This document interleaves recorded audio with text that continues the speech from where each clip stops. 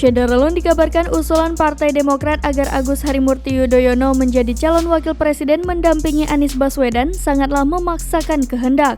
Pernyataan itu disampaikan oleh Wakil Ketua Umum Partai Nasdem Ahmad Ali. Ahmad Ali berujar di internal rencana koalisi perubahan belum menyepakati soal sosok cawapres dari Anies Baswedan. Ahmad Ali lalu menyebut rencana koalisi perubahan sulit terwujud apabila PKS, Nasdem, dan Demokrat masing-masing mengusulkan cawapres.